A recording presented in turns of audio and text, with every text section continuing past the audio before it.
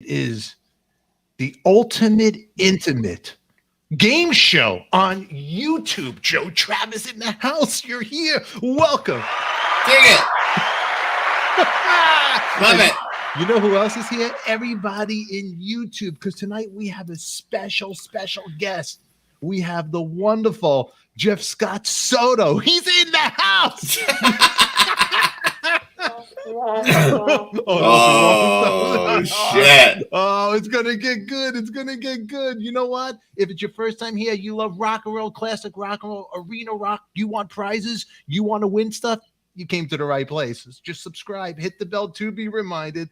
There's comedy, there's music, and what else is there? What else, Voltmeister? What else? There's a bunch of cool vinyl, man. Vinyl.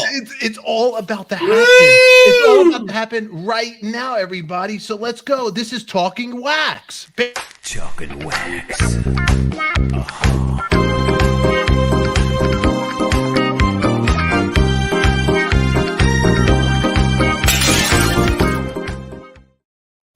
All right, everybody. Saturday Night Vinyl Showdown. Special guest coming up is Scott Soto, Sons of Apollo. Soto, Yngwie. He played on the first two Yngwie albums. The guy's been everywhere. Played Brian May, Journey. He's done it all. What hasn't this guy done? Amazing, man. Rock legend. He's a rock legend. You jammed with him before? I have in the 90s. Really? Yeah, huh? yeah. We were around doing, the LA thing, in the 90s. We were crossing paths. We had a mutual friend, a guitar player that I went to school with at Berkeley that Jeff was singing with named Gary Shutt.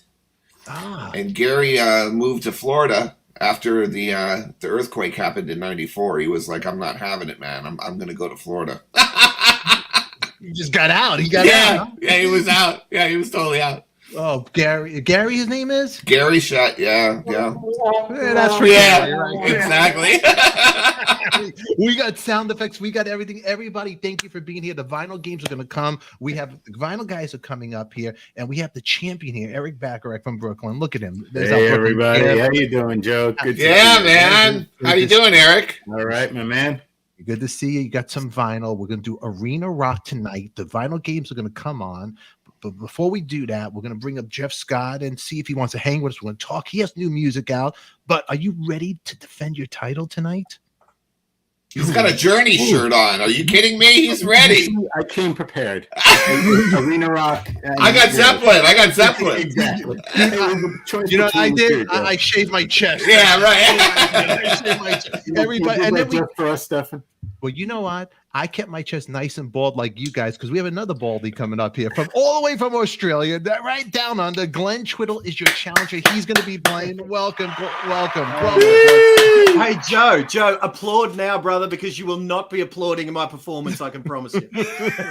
All right. Well, we're going to bring you guys up here in a second. We're going to bring up the celebrity of the guest of honor. But you guys get your vinyl. Don't share what you guys are doing, but we're going to be doing this. There's going to be a lot of fun. Also, it's arena rock, the theme. But before we start the show, our prayers and thought are with everybody, the families with Ukraine out there. We are with you. And as you can see, the little logo up there, the colors are there for you. And what can you say? We love you. And we just hope everybody just ends well, even though it's going through craziness right now. All righty. But everybody, welcome. I'm glad you're all here. And thank you, guys. Alrighty, all right. So we'll bring you back, Eric. Glenn Twiddle, get your body together. Wax your head. We'll come right back here, okay? I can make fun of the baldies. I'm receding. It's okay. But you know what? We got the chat going on. People there. It's a lot of fun. Scott Soto. He's in the house. There he is. Give him an introduction, Joe Travis. Come on, let's hear you do it. Oh my gosh! The way. I mean, somebody who is from the Sons of Apollo, right? And then also going all the way back to the Yngwie Malmsteen. I mean, who can say that they sang with Yngwie Malmsteen? Not many people, and especially during Yngwie's heyday. The one and only Scott Soto. Oh my goodness! There he is. Stand up and shout. Look at there he is. Wonderful. Of all nights, Steph, to do something like this. The Lakers are actually beating the Warriors, and I have to pause the last 3 minutes because I want to watch the game, but I want to do this even more. I'm more excited to do this because the Lakers have been sucking all season anyway. So I have a feeling they're going to lose, and I'm not gonna make you guys wait just to watch them lose. So I'm gonna pause it and I'm gonna come back to it. So And is it's, Eric hey, Singer Joe, what's texting up, man? you? Is he texting you right now, Eric Singer, watching the game? That's what I want to know. No, you know what? Anytime I'm watching the game, Eric says, enjoy. I can't watch this. He can't watch the train wreck anymore. We can't. You know what? I'm so glad you're here, Joe Travis. It's like we're back hanging out at the clubs. It's not the ultimate jam, but you know what? It's here. It's Cat Club, whatever it is. Totally. Well, you guys were talking about me before I came into the room here, and Joe forgot that we've jammed multiple times at the Ultimate Jam as well. I mean, you brought it back to the 90s. You had Gary Shutt and all that. Yeah, remember Gary, man? God. I remember you when you had the long hair and when you were playing with Dweezil and Amit, and back in the you guys were doing that as well before you were playing along with Zach. I mean, you were around the block, but I remember Gary Shutt just talking you up like you were the second coming of drummers, But and he wasn't wrong. Every time I see you play, it's just you're mind blowing. I love you playing. Oh, thank you, Jeff. Thank you. And obviously, your pipes have brought you to some amazing places in your life. Well, thanks. What good can we say about Steph, though? I mean, we can't. Well, you know what? There's nothing. I'm just good on these sound effects. Look at that. I bring joy. I'm a YouTube sensation. But I am the guy that got Derek Sherinian to play with Eddie Van Halen, and I'm the mistake that Eddie that you always see the same post every year from Sherinian. It's the only thing he posts about. But I made it happen. The poor guy. What else does he have? I mean, he's in a band with Joe Bonamassa, and he jammed with Eddie Van Halen. That's all he's got. Singing in a band with me, that's nothing. It's nothing to brag about. But you guys got your Sons of Apollo. You know what? What a career you got, man. First of all, it started out Yngwie. The first two records, huh? The first two. How old were you, Jeff? Hang on. If we're talking about vinyl, I gotta. Oh yeah. Boy out. I mean, yeah, we're talking about vinyl. This is a vinyl showdown tonight. So we're going to start since we're talking about Sons of Apollo.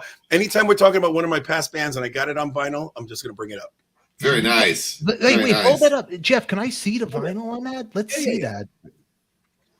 Let's start with that. It's a great cover. It's a great cover. I think Mike designed, for the most part, he put that together. He's pretty good with the creative side of things. Man, he got a wide angle. My ring lights just glaring the whole thing. So, yeah, and it's the cool thing about this label that we're on. They did all kinds of colored vinyl. This happens to be the silver one. Nice. White vinyl, gold vinyl. They love all the extras, and I love that kind of stuff. And it's funny because back in the day, if we're talking about vinyl, I'm gonna bring up something that was really important back in the day when the picture discs used to come out. People used to always say, don't buy anything that's got colors and artwork and all that stuff on it because it actually sounds worse. It sounds worse than the regular black vinyl. The what was that? I forgot the name of the material they use. Acetate, whatever. The original vinyl didn't sound as good as the picture disc with all the artwork and all the crazy colors and everything. Nowadays, they've upped the game. And when you buy vinyl, you're buying series quality. You're buying. First of all, these albums you could cut glass with these vinyls because they're so thick and they're so beauty. But even when you put color flashes, you put all kinds of like pictures and all that stuff, the vinyl is just second to none. The quality is just insane. It's like I think it's 180 grams, whatever that is in our measurements, but it's really good stuff. I mean, I guess that's why it costs $25 a pop. You can't buy vinyl for less than $25 out there. Now, when you guys recorded that record, did you record it because for sound for a vinyl? Were you thinking that while you guys were doing it? Not necessarily. When you master, you have to master for vinyl. You have different mastering. If you use the digital masters that you're using for like the CDs or for streaming and stuff like that, they're going to sound really tinny. This is a question for Brent Woods. He knows all about this stuff. You got to kind of muddy it up a little bit because when you put it to vinyl, that muddiness turns into the nice roundness that you get out of vinyl, but it also it naturally brings out the high end. It brings out the top end. If you use just a regular CD master and you put that on vinyls, you're going to sound like really tinny. You're not going to have any bottom end. No boom. It's not going to have any oomph. It's just going to sound like an AM radios. It really sounds like crap. So you really have to know the mastering side of things. It's not so much the mixing end. It's the mastering end. And you have to have two different masters for CDs and for vinyl. Yeah. So do you have a good vinyl turntable yourself, or you just have the records you play? You do. Oh So no. I got my old system from back in the 90s. I think it was it's from the 90s. My old Technique system. When I moved, I sold my house in 2009. It was in storage. It was in, for the longest time, I didn't see this stuff. It was in boxes. Finally moved to this new house. And I'm like, you know what? I got this nice big man cave. I'm going to set up all my, I'm pointing that way because it's all set up over there. I got the old DAT players. I got the mini disc. I put everything up there. So I got all the old schools. The only thing I don't have is the old school speakers, you know, the big giant things that you could stack pizzas on. Yeah. I've quantized it down, but I've got it to a science and it just sounds so good. And I'm collecting again, which is another beautiful thing because I just stopped collecting vinyl. You know, when CDs came out and then streaming, forget it. You didn't want to load up the house and keep stacking and shelving things. So, but now I'm actually collecting vinyl again because I miss it. It's fun. When CDs came out, you threw it all away. You're like, that's it. It's like, it was like ridiculous. And having the actual vinyl record, it really is like, it's a storybook to your life. You would get lost looking at the cover. Absolutely. You know, read every credit. Come on. We're all from that era. We're all from that age where it was exciting. The smell when you open up the album, you pull it out. It had an aroma. It had to this day, I open it up and it brings me back to when I was 12. You know, opening my first Toto record or my first Michael Jackson record. That's something you can't replicate with a Spotify. And I used to joke about this back in the day because remember the formats were getting smaller and smaller. You know, first it was the CDs and then the 8 tracks that were big and then the cassettes were small and then everything it just got compressed to nothing. I said one day I'm gonna walk up to my buddy and say, hey, you want to listen to my new album? And I'm gonna give him something like this. That's gonna be my new album. And that's what it turned into. It's a little drive and it has you can put your entire catalog in a little drive this big. Yeah. And that's what it's turned into. We went from this to this. Come on. It is crazy. It is crazy. It's crazy. I got to ask you, how many records have you recorded that your voice that you're on vinyl right now? On vinyl, it's hard to say because obviously there was a big stretch where they stopped making vinyl. Then I would say from the early 90s onto even like the 2010s, there wasn't any vinyl made. They're going back and re-releasing stuff, and that's always the trick of going back to what I just told you about using the masters. You can't just take the CD and dump it down to some kind of audio source and then pump it out into vinyls. You got to actually remaster it based on that. So they're doing a lot of that stuff. I'll show you one point in case. This was a band called Talisman that I started in 1990 with Marcel Jacob. We were in Yngwie Malmsteen together back in 84 and 85. And this is the first Talisman now, but this is a reissue. You can see it says deluxe edition. That's not the original cover. But this band, this album was one of the last ones that was on vinyl in my collection before vinyl went away and CDs took over. Because I remember CDs were around like 90, 91, something like that. They were really starting to explode and take over. So vinyl just went bye-bye. And I don't have that many vinyls from that time to now, except for the ones that they're reissuing. Yeah. Now, as a kid, because we're pretty much similar in age, I believe. Did you? And of course, Billy Sheen. You know, I used to have Talus High Speed on the live one. Live Speed on. I got that Live Speed. You had it too. Yeah.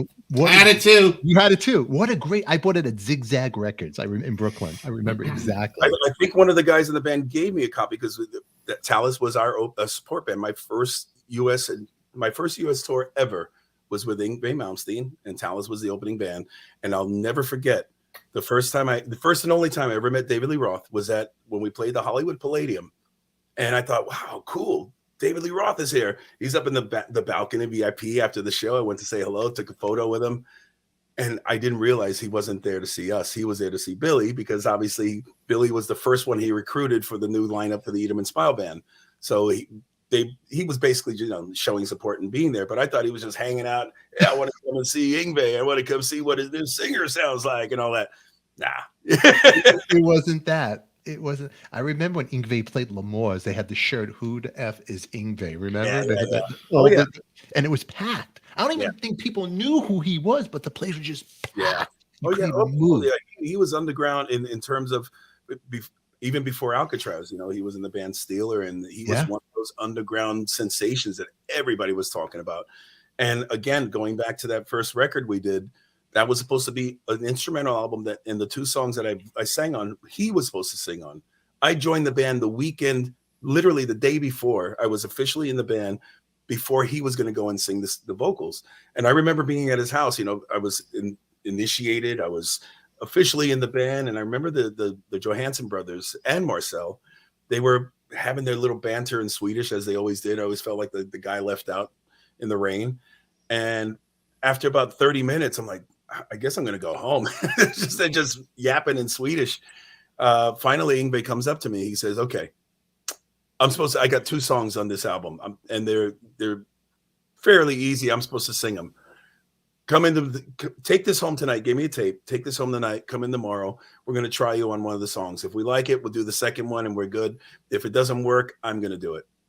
Lo and behold, I pulled it off, and I got on that first album just by chance, because the other guys in the band convinced him.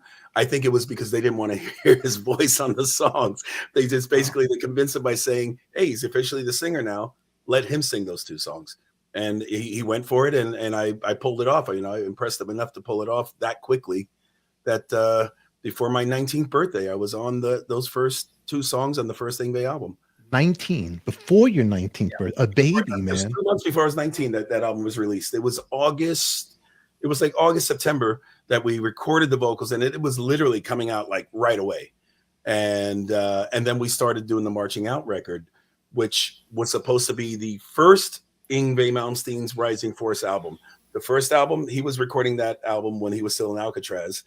And they were saying, okay, that's just going to be like a solo thing. It's mostly guitar. But the band album, the first real official album, is going to be Marching Out. Wow.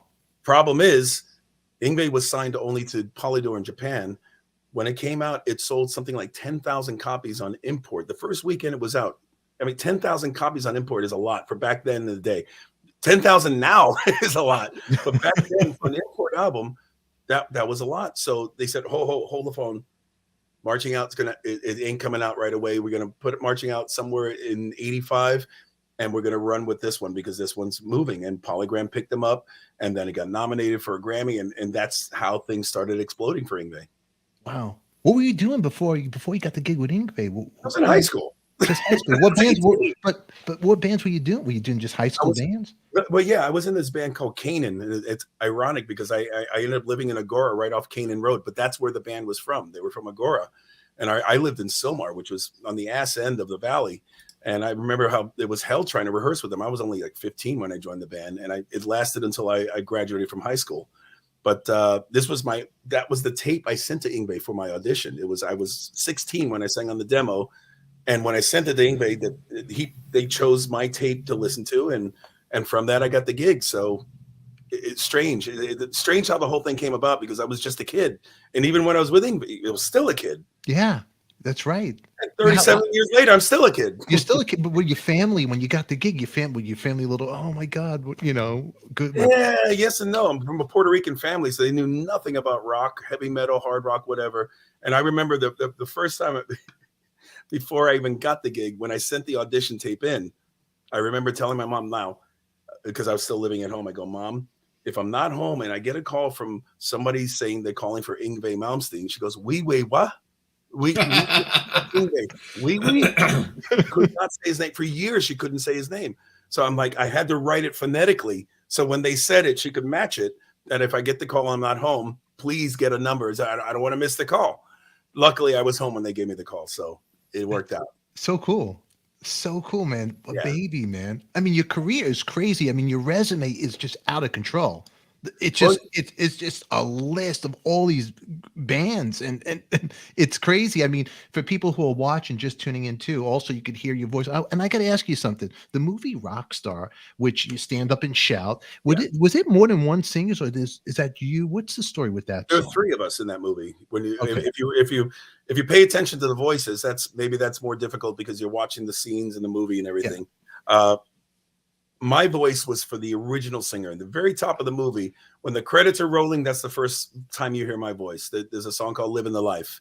And that's rolling when, you know, Wahlberg's in the car, and that's the song that's when the rolling credits are happening. And then they cue into the live scene where he's in the audience and the band's on stage. That's the second time you hear my voice. My voice was for the original singer for Steel Dragon. And so Mark Wahlberg got the gig. His voice was supplied by Mike Mativic, or his name is Mili Mativic. He's a Croatian singer from Steelheart. And when I auditioned for that, I distinctly remember, I think it was Bud Carr was the music supervisor for this. Tom Werman was the producer, and I worked with Tom on many records before that. And he's the one that brought me in. And it was, you know, Zach Wilde. It was all the guys in the studio, Bonham. They were all there when my name came up. They were like, yeah, you got to get Jeff in here. You got to get Jeff in here. It was great. Everybody vouched for me, but it was the director of the movie that said my voice sounded too mature. I don't sound green enough. I sounded too seasoned. So they decided my voice should be for the seasoned older singer, the original singer of the band, and Mark Wahlberg's voice will be, you know, covered by Mativic from Steelheart. But also at the end of the movie, when Wahlberg decides I'm out of here, and just before he's, you know, cuts his hair into the whole Seattle thing, Miles Kennedy comes into the picture. So his voice is up there when he's dragged on stage, and, you know, Wahlberg rides out into the sunset. That's Miles Kennedy. So there's three singers doing the voices for those three, you know, for the songs for that band in the movie. Wow. I didn't see that. Did you know that, Joe? No, I've never even seen that movie. How about how stupid I am? Well, you know, when AH saw it, I saw Rockstar in the movie then when it came out right there, right here. Look. Well, and I was going to preface from that the fact that that movie came out the weekend before September 11th. And it's weird because I think a lot of people missed the mark. I think the movie didn't have a chance to find its legs, because I think it would have been the initial release weekend, and I think people would have started jumping on it with the buzz and all that. But literally, I had a gig in Tampa with Gary Shutt of all people, since we were talking about Gary, and I got stuck there for a week because I was supposed to fly to New York City on the morning of September 11th, on Tuesday morning.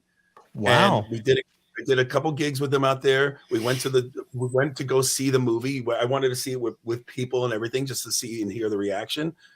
And literally September 11th happened. Everything closed down. I got stuck in Florida for a week, and, you know, everything closed down. The movies closed down. There was nothing. There was no reason to celebrate or watch movies or go out or anything. Everybody was in such a dismal place in their lives that the movie just kind of slipped away. And the great thing about it, at least it picked up steam on the, you know, like the VH1 and the music channels picked it up, and now it's got a bit of a cult following. So it did work out in the end, but unfortunately it didn't get the acceptance that I think it could have gotten had it come out at a different time. Yeah, it definitely got the cult following now, and everything. I remember when everything shut down. That was it, and you know, just done like that, man. It's like the whole COVID lockdown, the same thing. You know, you can't release movies. Nobody's going to the theaters. You can't go anywhere. Nobody wants to go do anything. Everybody's scared, and, you know, that was a whole nother level that we had to deal with back then, before this mess that we had to deal with in 2020. Yeah, exactly. But now you have new music coming out too. When's the new record coming out? They just did the press release the other day, so I can finally talk about it. May 6th, day after Cinco de Drinko, the new JSS album Complicated's coming out, Frontiers Records. And I did it with my buddy Alessandro Del Vecchio. He's a great writer, producer, artist, all of the above. He's a jack of all trades. And I love working with those kind of people, because you don't have to only rely on one side of what they do. You know, you can rely on every side of what they do, because it's the same thing that I do. So when he's writing a song, I know I'm in songwriter mode. When we're mixing the song, I'm in engineer mode. When we're mastering, you know, all those different hats that we both wear, it's great. And it just makes it that much more intense when you're working on a record together. He did my last record together with me, Wide Awake in My Dreamland. And I said, I got to do this again with him. He brought this fabulous guitar player along with him, a guy named Fabrizio Scattoni. I used my drummer that I've been working with for almost 20 years now, Edu Minato from Brazil. And the results are just stunning. I love the sounds. I love the songs. And, you know, we're not reinventing the wheel. It's classic rock. It's got all the bells and whistles that you would expect from, if you're a fan of mine, or you've followed me, whatever. But it also has a few things that kind of let me go into other avenues try some things out. I don't want to say experiment.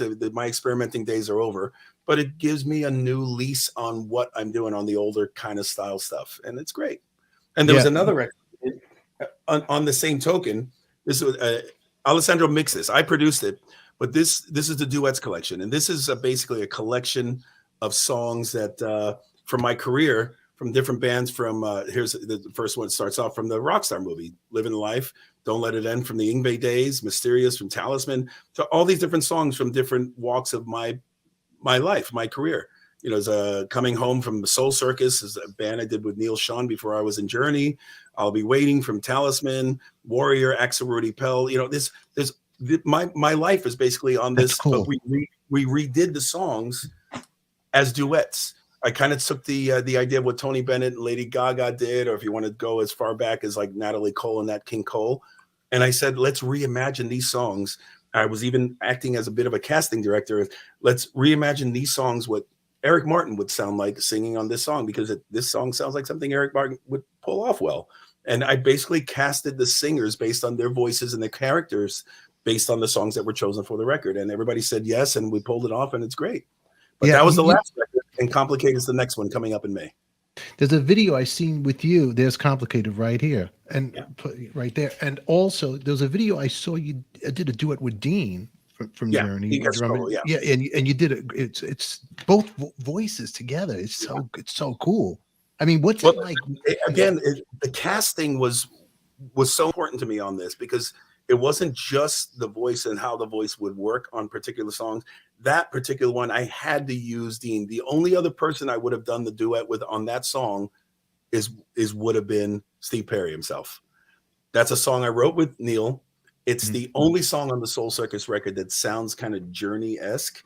And even when I sang on the original version of the song, I really gave it the Steve Perryisms, the characteristics of Journey, because musically it sounded like a Journey song. So I'm not going to, I'm not going to sing like Roth or Klaus Meine on something that sounds like Journey. I'm going to really give it my Perry influence from back in the day. And Dean was the drummer in Soul Circus. He was the original drummer. He left the band, and we ended up re-recording the record with Virgil Donati on drums. But the original version of that song was Dean on drums. And I thought, what a kick in the pants if I could get Dean to sing it with me, somebody who's got that Perry vibe when he sings. Yeah. And he just destroyed me on the damn. It was the worst decision of my life. His voice was like, you got to be kidding me right now. I thought it would be good, but it was ridiculous. No, but it's you got two major voices. I mean, a lot of people, you and I, we go in our group chat, but a lot of people don't know, because they think Jeff Scott Soto, this one dimension, but you grew up with people like Sam Cooke, because you and I have talked about the music that we like from the, as kids, our family. Sam Cooke is one of, and there's Fire, Jackson 5, and Joe can attest to this too, because Joe's one of those monster drummers that he can play anything from Duran Duran to Metallica, and that's true. What I love about music. I love the fact that you can put different shoes on and wear different hats musically, because instead of just putting the blinders on and just staying one course, man, expand. Let's go nuts.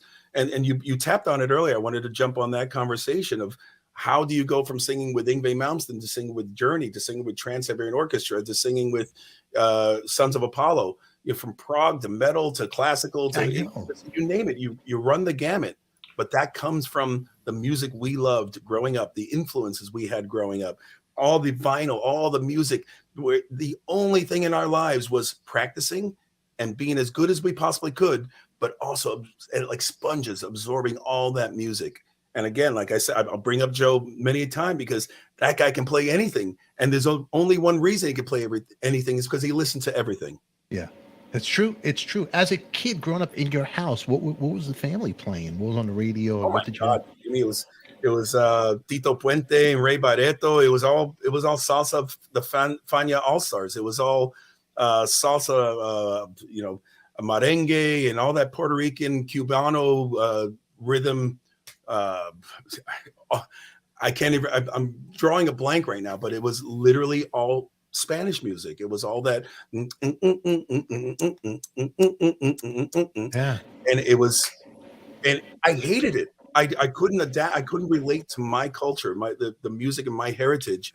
So I started venturing off to the pop side. I started venturing off, listening to the Osmonds and Michael Jackson and Sam Cooke and the Temptations and Stevie Wonder. That was my world. And it wasn't until, and I hated rock until I was like 14, 15. I hated rock. It took singers like Bobby Kimball from Toto and Steve Perry and Lou Gramm and all these guys with this white soul. They finally married rock music with R&B. That's when I finally found my niche. That's when I heard Bobby Kimball sing. I thought that was a black dude singing because that dude has soul. Yeah. And you hear him singing, you're like, oh my God. And then you see this white dude there with a funky mustache just belting it out. Like, I think I found my niche. And that's where I finally got into rock. And then it got heavier and heavier. I got into the Dios and the Judas Priests and the Iron Maidens and the Van Halens. All that stuff finally made sense to me now. It's great, Joe. I just had Mike Reno on the show from Loverboy. I saw that. That was great.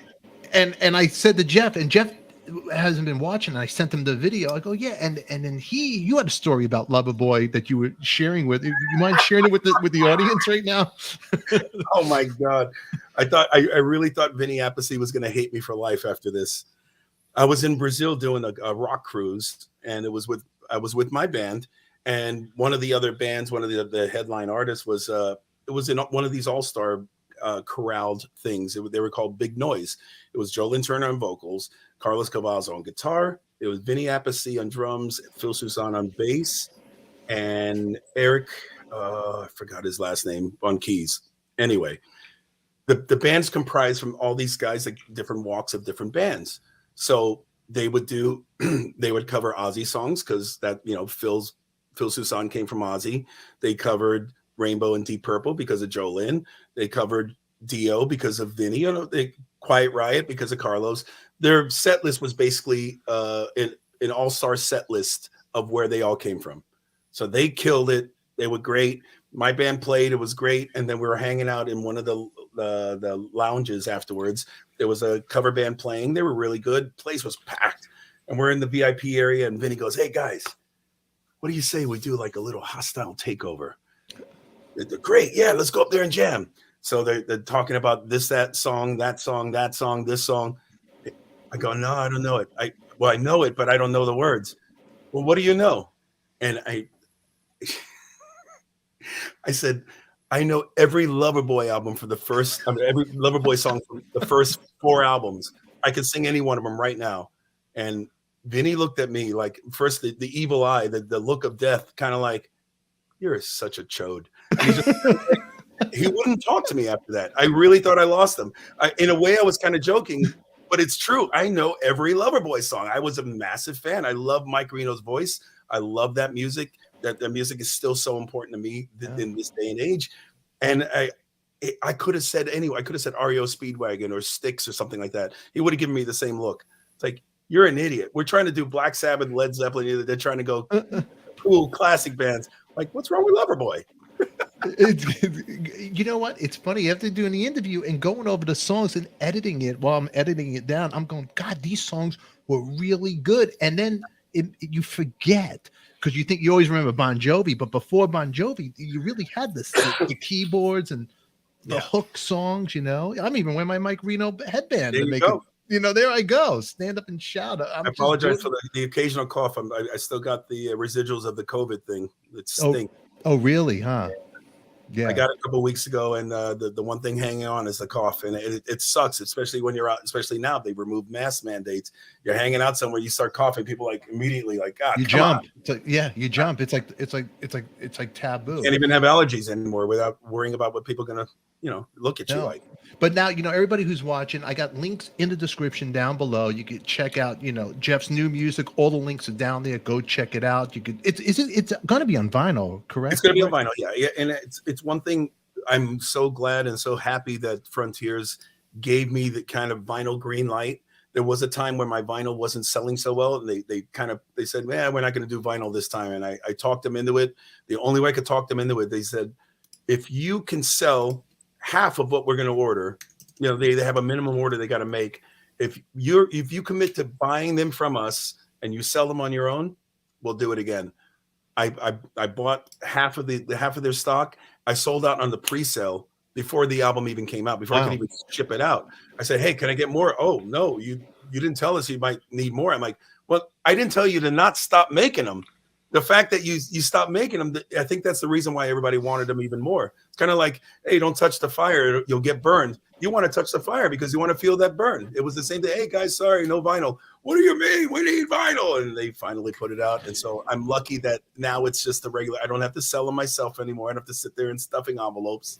But you know what? The ones that you're stuffing in the envelope, the crazy vinyl guys, like the guys I'm going to bring on today to play, those are the guys that are going to their dealers. They got these vinyl dealers out there. Hey, I need this record, that. I mean, you got to look at some of these guys. I mean, look at this. Look at that. Look at that. You know what I mean? I mean, you don't know. Did you notice the shirt he was wearing? I immediately, without seeing his face, I saw the shirt.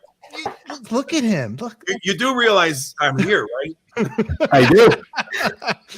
They're excited. I mean, these guys look crazy. They even got real careers. I mean, look at them. They're insane. Look at them. You don't even know what's going to go on here. They're going in, and then you move them out. I move them in. I move them out. Don't worry. I mean, these guys are big at what they do. But when it comes to vinyl, this guy is calling that guy. That guy is calling this guy. They're out of their minds. Their women are waiting in bed with the lingerie. They're naked. Honey, I'm on the phone. I'm trying to get Scott Soto as 5 records he put out. I want the one in the envelope. This guy will give away his firstborn for that record. Look at him, psycho. So anyway. These guys, they don't get laid. Come on. No. They have to. It's costing them more. They got to put the wife on a vacation just to buy a Scott Soto record. And then I wonder if they even know about the Sons of Apollo socks. I got the socks. Yeah, of course you do. Sherinian sent me it. I'm sure he sent you his socks too with the keyboards on it. Derek Sherinian socks. These could, you know what? I could. Joe Travers, do you have Joe Travers socks with drumsticks? If I had Joe Travers socks, that would be the ultimate. I got it. Socks. Derek has the socks. Oh, he's so. That was my Christmas present from Derek Sherinian. He sent me socks. You can't make it up. Let me, Joe, how did you meet Neal anyway? Neal Schon, when you joined his band, that band before Journey, how did you guys hook up? Oh, the Soul Circus thing? Yeah. It was actually Neal. He had another band with Sammy Hagar called Planet Us. Now it was Sammy, Michael Anthony, and then it was Neal and Dean. Yeah. And at one point they were toying with either having a second guitar player was supposed to be Slash or Joe Satriani. Now, if you look at the math there, that lineup ended up being Chickenfoot later. But at the time, I think it was in like 2003, 2004, they wrote a couple songs. They made it like an appearance, like this is a brand new band. It was one of these award shows or something in the Bay Area. And they came out and did a couple new songs. That was their debut of the new band Planet Us. Literally months after they were supposed to start writing and start looking for a deal and all that stuff, Sammy got summoned back to Van Halen, and that was the tour, the 2004 tour, where Eddie was kind of he was out the deep end. He had the samurai hair, and that was when Sammy was like, okay, thanks, but no thanks in going further. But we didn't know that, or Neal didn't know that, so he had all these songs. I'm like, okay, well, Sammy's gone, Michael's gone. I want to keep this train rolling. And I guess he was visiting a site called melodicrock.com that a really good buddy of mine runs in Australia. And I was in that site. I was spoken about a lot. My tours, my albums, my career. And that, just because, as you know, we're talking about how much I've done, there's a lot to cover. And that site covered me a lot. They covered Journey a lot too. So Neal frequented that site a lot. And apparently he heard about Jeff Scott Soto. He didn't know anything about me. He'd heard or read that I sang with Yngwie, but that was about it. He didn't know my voice. He didn't know much about me, but he read so much about me that he finally reached out to Andrew, the guy that runs the site, and he said, "Who is this Jeff guy? Why do I keep reading? Is this guy that good that everybody keeps talking about him? And he's got so much going on." And of course, Andrew put on his snake oil charmer suit, and he just sold me. He sold me so well that immediately he said, I got to get his number. And Neal called me. We spoke on the phone for like 2 hours. And like 3 days later, we were at the NAMM show. We finally met, and we were he set up a showcase thing at Gibson. Gibson was doing a party, and I got Gary Shutt to play with us. My guys were there, and I put like a little ensemble together because he didn't have anybody. He knew he had his guitar and he needed a band. So I said, I'll put the band together. You pick the songs. And that was our first jam and meeting that turned into Soul Circus in terms of us meeting together. He already had Marco Mendoza on his sites, and Dean was obviously the drummer. So it was a no-brainer. He met Marco, and the band was born right there at NAMM 2004. Oh wow! So right, no rehearsal. You just went and jammed. Is that what you got? The rehearsal was the sound check. You know, we went there during the afternoon. Okay, we're gonna play Superstition. I think we did Separate Ways, and I had to play the keyboard intro because how do you do the intro? We don't have a keyboard player, and he was impressed that I could even play keys. That I knew my stuff. You know, I make it a very important factor in my life and my career that people know that I know what I'm doing and what I'm talking about. I'm not just a singer. I'm very musically oriented in terms of like the technology. The theory, knowing the theoretical terms of music, knowing how to read music, knowing what you're talking about, knowing keys and chords and modes and changing keys and transposing, all that stuff. A lot of singers don't know. They play the song and the singer just starts singing. He doesn't know what key or mode he's singing in. Luckily, I had the musical training on my side that it helps. It really does help. Even Sons of Apollo. I'm not sitting there, trying to show off my lack of skills on the keyboards to Derek or how bad I am on the guitar to Bumblefoot, but they know that I know what they're doing. And when I'm singing something, they know I can follow it theoretically, not just by ear. Yeah, look at the comments we're getting here. Everybody loves Jeff. Look at this. Joe, how could they love him more than the YouTube sensation? Look at this. He's taking my people from me. You know what? But picture him in the NAMM show. You got Neal. You know, you grew up listening to Journey. You know, we all did as an anthem of our lives, right? Then you get Neal coming up to, hey, man, let's jam. Were you running around like the NAMM boots? Move out. I got to learn the intro for Separate Ways. Get out of the way. Going in, what was going on? You know what? It absolutely helped that I already had 20 years under my belt, with Yngwie, doing everything that I had done to that point. I had that level of knowing how to kind of, contain it. I'm sure Joe was the same way, playing with Zappa or playing with some of the big higher profile gigs. You have to go in cool as a cucumber. You have to go in not being all fanboy and all giddy and everything, because that's a big turnoff for a lot of artists. A lot of professionals that look, he's a little too green. So you got to know how to kind of contain it. You could be butterflies and jittery all over, but you got to know how to play it cool, because they're watching, they're judging every move, from the way you hold yourself to the way you perform, the way you sing, the way you speak, the way you carry yourself, all across the board. You're being monitored, you're being judged and critiqued. So you learn through the years. Trust me, when I started with Yngwie, I had no idea how to contain it. I was like, you're just a young, dumb, and full of cum kind of person, And from there, you learn how to contain it and how to just kind of bottle it. And you bring it out when you have to. It's one of the things I love about Sebastian Bach. He's in his 50s, and when he gets excited about something musically, he lets it go. He shows it to you. And I think that's important to have. You shouldn't be too cool for school all the time. You should be allowed to let yourself go and show your excitement for something every once in a while. It's true, Joe. It's like when you met me, you were going crazy. I understand. You met me. Totally. You could relax now, Joe. I like you. Don't go crazy. Derek, I am the reason why Sherinian, he got out of Dream Theater. Because I went to the show. I go, what is this? I go, you know the story? This true story. No. I'll tell you this. I'll tell you right here. Blabbermouth, if you're watching, listen to this. I go, what? I go, did you like the show? I went with Eric Singer. I go, I didn't see you. It's like me and my shadow. What's up there? What's going on? I go, you need to make it sexy. You got to bring some lava lamps. Oh Get my some. God. Oh, the true story. That was you. That was me. I was the guy. I'm the idol maker. What do you want me to do for you, Jeff? Because I've heard this story so many times. Derek said, "Yeah, when I joined Dream Theater, I had the lava lamp, and I was trying to make Prague sexy." And I'm me. I took him to Melrose. I bought him Gucci shoes. I got him Gucci's. Gucci. Everybody looks like a caveman in the band, and he's walking like he's the manager.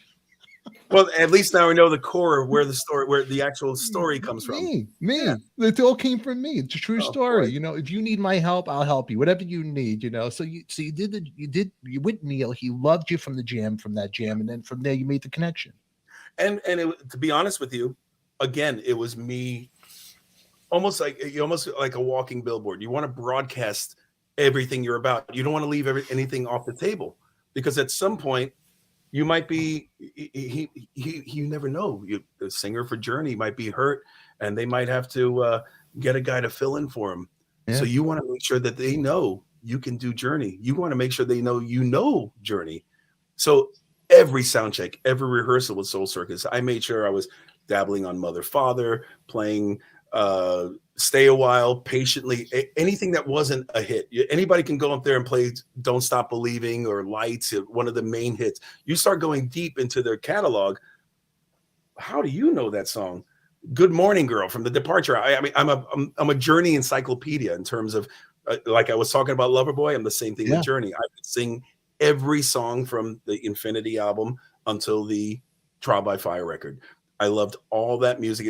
It's in my DNA. Now, I'm not saying I was the right singer for Journey. I'm not saying I was a perfect singer for Journey, but in terms of my knowledge of the band, my knowledge of Steve Perry's voice, the way he formed his words, his vowel sounds, the way he sang certain things, he doesn't say my, he says ma, you know, ooh, ma, ma, ma.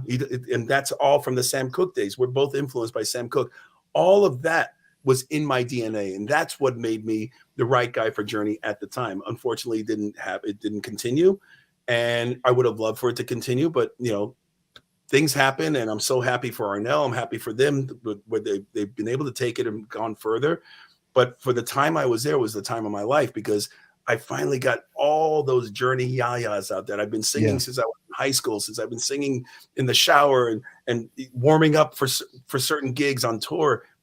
That was my band. That was it. That catalog was that's in my blood. It's not something you learn. And I've told the story a million times. I'll give you the abridged version. My first show with Journey, we had a 10-minute sound check. It was a co-headlining tour with Def Leppard, and every day they would flip-flop. Def Leppard would get a full hour-and-a-half sound check. We'd get a line check for 10 minutes. Next day, we'd get the hour-and-a-half sound check. They get the 10-minute line check. My first show with Journey, it was in Barstow, Virginia. Nobody bothered telling Def Leppard that they were changing singers. Had they done so, they would have been happy to flip. Hey, why don't you guys take the hour-and-a-half sound check? I think it's important. You're working a new singer. And they didn't say anything to them. I did 10 minutes with them. We did 3 songs. Everybody's on in-ears. You don't have in-ears. What are we going to do? They set up these 2 little wedges. It's a massive amphitheater in front of 22,000 people. And I've got 2 little wedges in front of me. And that's my source for hearing myself. It was tough, but my first gig was a 10-minute sound check, and off you go in front of 22,000 people. Now, hey, we got a teleprompter, all the lyrics. Turn it off. I don't need it. I know every single song. I even did my homework days before. I wanted to see the set list of the songs they were doing without Jerry, because they were going to change the set list. Boom, done. And I even did my homework as far as going into YouTube and seeing how the segues, how they end certain songs, going into other songs, because I wanted to be ready for one of the biggest moments of my life. And I pulled it off, and I felt so like I'm in my element. I finally get to sing this music with this band. It was amazing. It's incredible. It's on your resume. You did it. Nobody could ever take that away from you. You know what? That's what you get from ADIKA. You get one of those. It's a great story. I mean, but not only that, the story keeps going with you. God, everybody's going to kill me. We're going overtime. But you know what? I had to make this up because it's good. Because when I had Jeff Scott Soto on the show the first time, Joe, he didn't know me really. So he was petrified. He's like, who is this guy? And then I had half the time. No, he didn't even know nothing about me. Then I had the Corey Leventon. I had him on the show, and Jeff, I go get him, Jeff. He asked him, like, when you were in Queen, was Deacon there setting up and the guy goes, what are you talking about? What are you talking about? But you did get spiked. And I don't know if you noticed, but the first time I met you was at a restaurant. I was sitting with Eric Singer, and Spike, he was there, the guy he's the main guy who does all the keyboard player and musical director for Queen, right? For Brian May, for Roger Taylor. Their solo stuff. The We Will Rock You musical. He is their guy.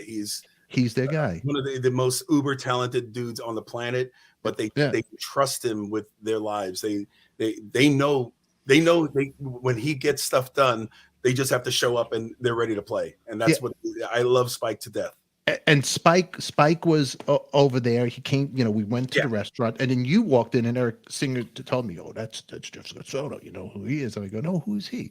I go, "Oh, he sang with Journey. He sang with Eric's giving me the resume." Right. And like Eric's going to hit on you, like he wanted to take you home, and he's like bragging about you. And I remember it was some place, I think we were in the Valley or somewhere. I forgot. And Burbank or something like that. Yeah, something like that. But of course, you probably were starstruck meeting me, Jeff. But now we became friends, and all this. Watch this. Hold on, let me kiss the guy's ass, and we'll get on with the games. Okay, hold on. But this is how you do an interview. But you got to do, this is how you do it, Travis. Watch me. I'm going to go places. I'm taking you with me. Everybody out there, thank you for the support. If you don't know who I am, subscribe to the channel. Help me out. I'll be living in a tent if this doesn't go well. This is how you do it. But you know what? When I met you, I was like, "Oh, one nice guy, really quick." And then you came on the show again. But you got to do jam with Brian. You did something even on lockdown. You did there was a video that was cool with Brian. Again, you through the years. I mean, Eric is another one of those guys. He's played with everyone. Eric Singer is in Kiss now, but he was, when I met him, he was with Alice Cooper, and it's funny because it was also the first time I met Al Petrelli, who to this day is one of my dearest friends of all time, and the reason I'm in Trans-Siberian Orchestra for the past 15 years. So it's certain friends and certain people, especially the East Coast guys. Yeah, you're from the East Coast, right? Originally from the East Coast. It seems like there's a different connection you have with the musicians and the musical circle of the East Coast guys. Totally. I'm not gonna knock. I grew up in LA. I was born in Brooklyn, grew up in LA, but we came out when I was 8. So I kind of lost the New York roots. I didn't have the New York roots in terms of the music or my career and all that. That all kind of siphoned back later after the fact, that when I started meeting all these Goombas, and Al is one of them. Eric Singer's another one. I've known Eric through all the different stages of his career, Badlands, and even with Lita Ford, Alice Cooper. He's been around Black Sabbath. He's done a lot of stuff. Yeah, big resume. And it's from that there is a kind of a tight-knit community. There's a lot of, we all know each other. We all jam with each other, but we don't always like each other. It's true. It's true. It's true. You have certain circles that, there's a lot of people. Hey, what's up? Oh, I can't stand that guy. There's a lot of phoniness. You run into that a lot. And one of the things I always wanted to I tried my damnedest, is to have the personality that anybody could get along with. That I didn't want to be an ass. I didn't want to be a diva. I didn't want to be too humble, or too modest, but also not too bragging and too egotistical.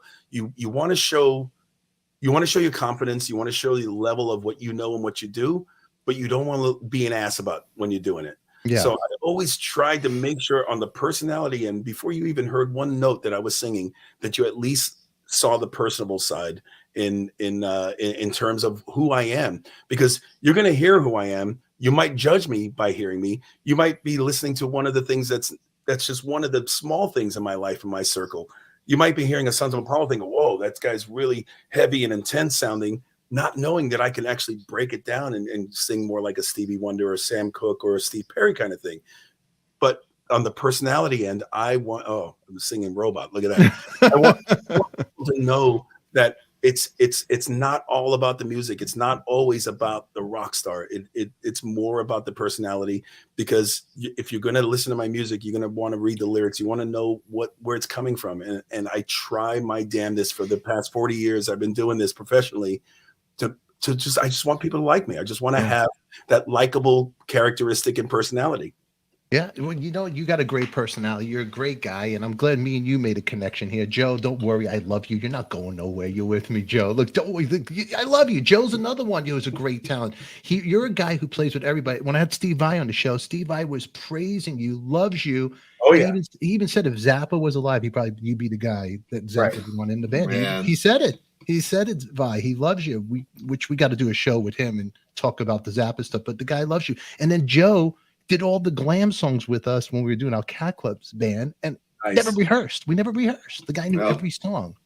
Well, that goes back to what Jeff was saying about, the stuff that you listen to when you're young and all your influences and all the stuff that sticks with you through your love of music. The more that you expand your palette, the more influence you're going to have. It's going to benefit you. And I'm sure that even that music that was going on in Jeff's household when he was young, but even though at the time he might not have been digging it, but that was important in the creation of the musician that he is now. It's in there somewhere, whether it's not as something that it's like he doesn't want to be the next Latin singer or whatever, or next salsa singer, but those rhythms were ingrained in his brain so young that actually was super beneficial, because there's not a lot of people that grow up with that kind of a background that early, so it's all part of the molding process. And so, being able to come together and with you and play music that I was listening to when I was 6 and 7 years old is really fun, Yeah.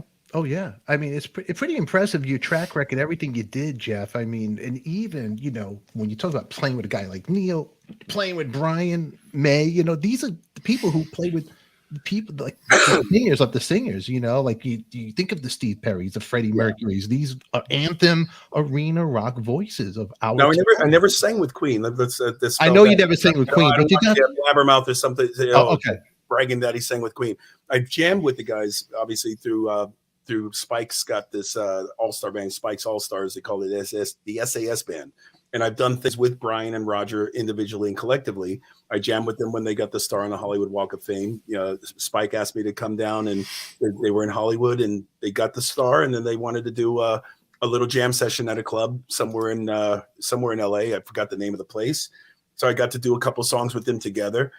So through the years, they've become my friends. And again, it goes back to what we were talking about earlier. How do you like keep from jumping out of your skin? You want them to have a connection with you, that you don't want them to see that side of like, oh my God, I can't believe I'm in the same, you got to learn how to bottle it up and just let the talent do the talking.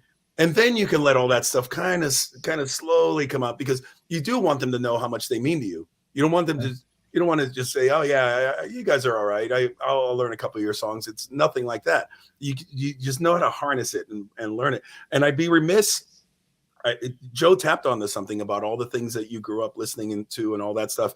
And I was talking about the whole Latin thing that I did not connect to, my own heritage. I finally did connect to it. And it's funny because it was subliminally, I reconnected with my heritage in jamming with Neal Schon. Clearly, anybody who knows anything about Neal and Journey knows it came from Santana. So when we would be jamming and they do these kind of Latin rhythm things, polyrhythm things that Dean was playing and Marco's playing on the bass and Neal's doing all this kind of Santana stuff, I don't want to say, oh, I'm a metal guy, I don't fit in. Of course, this is my world. And I stepped up there and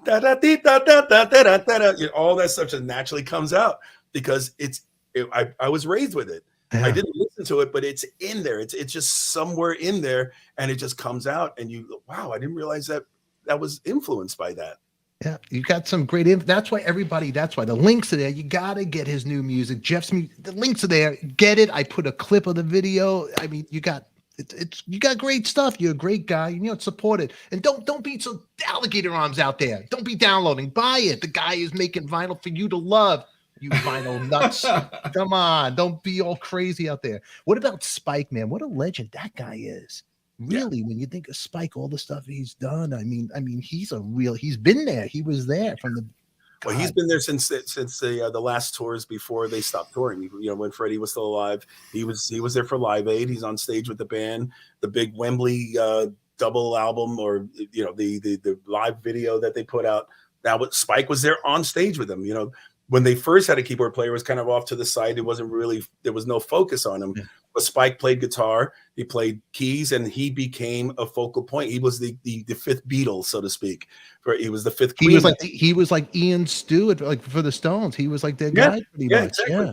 And so that stayed, that remained for decades, after Freddie and all the post-Queen stuff, when Queen weren't Queen anymore, they still relied on Spike. There was another band that Roger Taylor had called The Cross, and Spike was part of that too. He was always part of all the different walks of Queen's lives.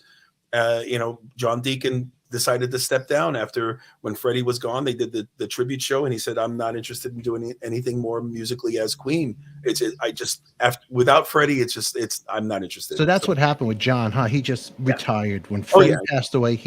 That was it. But he gave his blessing to the guys. If you want to continue, if you want to, there's a huge body of work. There's a legacy that these guys wanted to continue playing live. They had a little walk through the park with Paul Rogers. They tried it out, and then when they got Adam, they realized they could do everything and anything. Adam could sing the phone book, as somebody was saying about me earlier.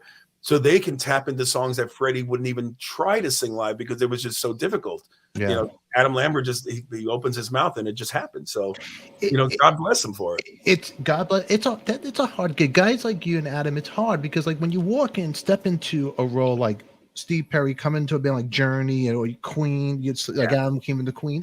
You got people right out the gate. Oh, right? Yeah, You get it's a tough one, and especially when the singer's still alive.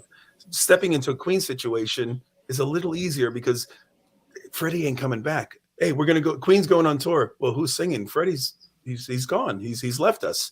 So you got to get a new singer. There's no choice. No ifs, ands, or buts. You join a band like Journey, and Steve Perry's 60 miles down the road. How come he's not doing it? So you get that backlash. And I was the guy that replaced the guy that replaced the guy. Steve Augeri came in. He was the guy that replaced the guy, and I was the guy that replaced the guy who replaced the guy. And so thank God for Arnel Pineda, the way he stepped up, the way his role became in the band, his backstory, everything had a lot to do with why it worked so well. Neal took a huge risk, a huge gamble in getting somebody from the Philippines. They didn't know if he spoke English. They didn't know if he was able to tour and do it on that level. And Neal said, I don't care. That guy's got the voice. He's got the voice that can continue, that can take us to the next levels. He was in a Journey cover band, correct? It was just a cover band. He was just in a cover band. And that's the misconception. Everybody said, I didn't know. They did Journey songs, but they did Survivor, they did Chicago, they did Richard Marx, they did all kinds of stuff, and all tenor singing. And this guy just, he was making a hero sandwich while he was singing. He made it look so easy. Made it look easy. Neal said, that's got to be our guy. The backstory, everything about that really helped them rise above the fact that they already had two singers after Steve Perry. What are they doing? And then you have I'm trying to find the term. The guy in the back pounding the skins. Like, are you kidding me? He opens his mouth and he sounds like Steve Perry too. What's going on here? You got two Steve Perrys in the band. Of course, this band's going to be on fire every night. There's on firing all cylinders. So this is one of the greatest things about Journey, and the fact that the talent pool has just been ridiculous along the way. And like I said, when I joined, I was replacing the guy that they already got used to, that replaced the original guy. So for me, it was like, oh my God, why do they have him? They already had the other guy, and Steve Perry can easily step in. And it was a big backlash, and it was hard to get used to. But I just held my head up, and I just did my work, and I did my gig, and I loved it. Dude, you're a great guy, great singer. Now, what Sons of Apollo? Any shows coming around the corner for those guys? I know nothing is guaranteed with the world we're in, but we've rescheduled our 2020. The name of the album was MMXX, Roman numerals for 2020. That was the last Sons of Apollo record, and that we were touring in 2020. We did a 2-week run in the US, and then we just started our European run. We got 4 shows in, and they said, guys, this thing's flaring up. We don't want to be stuck in some army hospital, not being able to get back into our own country. So we just pulled the plug and everybody went home. And then all of a sudden there was a domino effect. Everybody was going home. So I'm glad we decided, because we were on the fence. We were like, let's just soldier on. Let's warrior this. We're good. This thing's going to go away. And I'm so glad we made the right decision and came home. But we've rescheduled the dates 4 times already. And the 5th time we're going to South America in August. And I'm still waiting to hear what we're going to do about the rest of the dates that we have to postpone or cancel. But at this point, I'm almost thinking it's better just do a new record and go out, support a new record, because by the time we do get out to do a proper world tour, it's going to be 3 years since the last record. Yeah, that's a long one. And you know what? On your Instagram, because right now what's going on in Ukraine. I mean, you did a post right here, and let me put this up there. I found it pretty touching, and like I said, thoughts and prayers with the families out there. Absolutely. Anybody hearing that has family out there in the States, we're with you. Just trying to make some good entertainment, maybe keep your mind off of things. But this was a cool post you wrote over here. This is from your IG, my first and only visit to Ukraine, just less than a year ago. You should read it. It's your voice right there. Look, I mean, this is great. Look at the my visit to Odessa was welcoming and friendly. I couldn't wait to return with more, as we were looking at more gigs, including Kyiv, and just to see what's going on. It's really, really, the first couple of days really put me in a funk. I didn't want to. I didn't even want to get out of bed. I didn't want to do anything. I was glued to the news, which you shouldn't do. You kind of need some normalcy. You kind of need to get away from it. But I'm too connected to that side of the world. I have friends, family in that part of the world, and even the fact that I just played there. It was just not even a year ago I was there, and I'm reaching out to my translator that was with me the entire time I was there, the conductor because I did an orchestra gig. It was a rock orchestra gig that we were doing Queen stuff with an orchestra. I'm backing. Well, it was a really cool thing. And we did it on Odessa Day. It was a big celebration, kind of like a 4th of July celebration, but for the city. So the city of Odessa was a birthday or celebration for that. And this is during the pandemic. And there was tens of thousands of people. It was probably like 30, 40,000 people out there watching us out and we were at the actual port that it's just flocked with all this military now, because they're assuming now that that's going to be the next port of entry. They're going to be coming to, and it gives me the chills right now talking about it, because I was standing right there seeing these people and how amazing and welcoming it was. It was the first time I finally went to Ukraine, and I finally opened those doors to finally come back. And then this happens, and it just breaks my heart. Forget about the music, forget about the career, forget about being a rock star out there. It breaks my heart that the people, I'm texting with the conductor. He was a big shot, and this was a big day for him.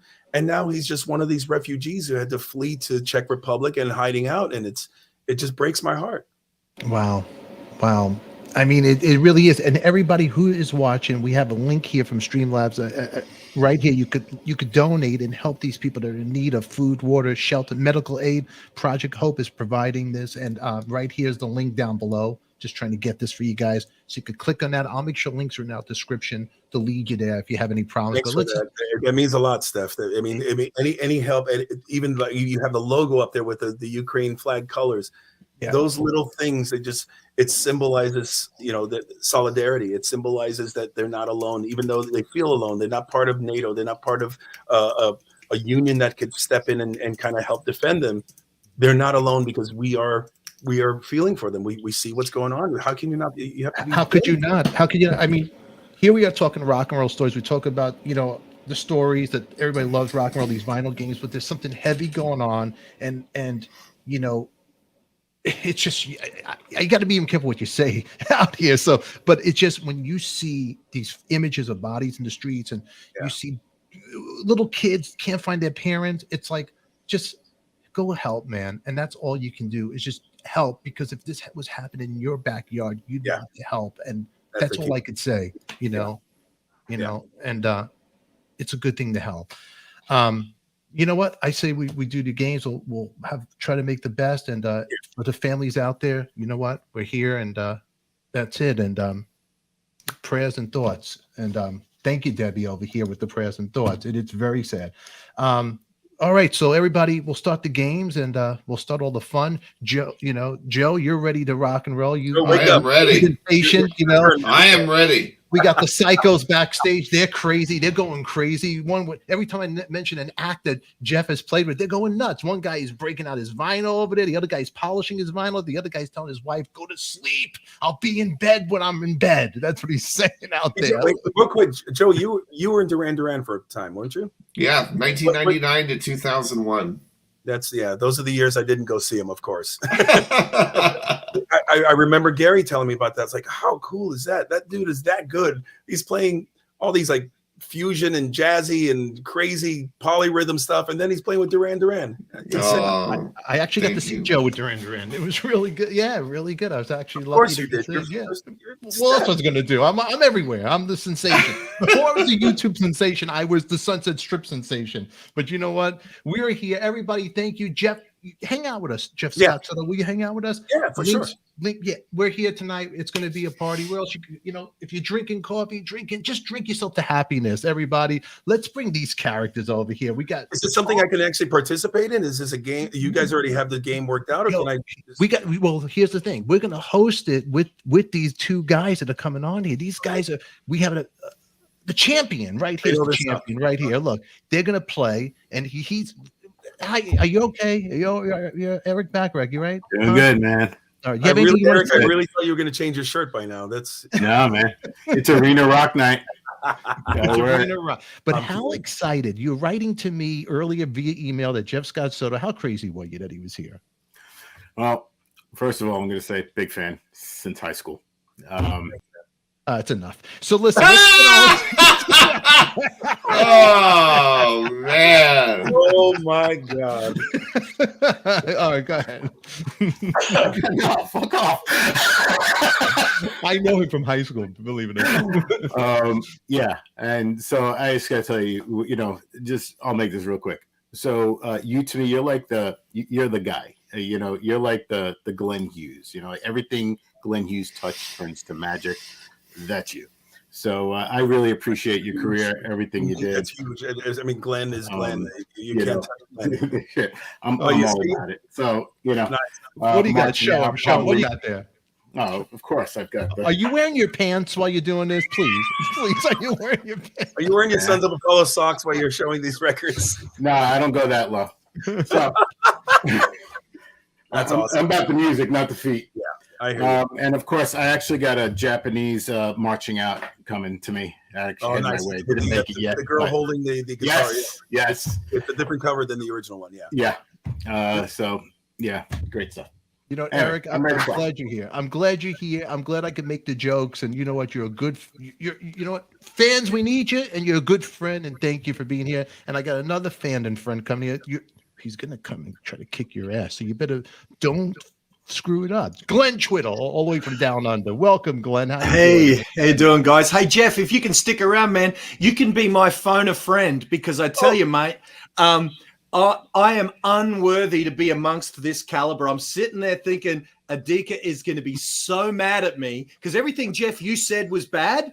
That's me. Like, I'm the weekend warrior that when we met Brian May as fans backstage, we went and I was with my best mate, Eddie, and he said to Brian May, because Brian we knew every word to every song, both solo and Queen. It was with the Queen band, with Spike. That's why when you say about Spike Eddie, I'm going, that's my guy. So, and we knew every word to his solo career, from Back to the Light, from the Another World, and all the Queen stuff. It's fantastic.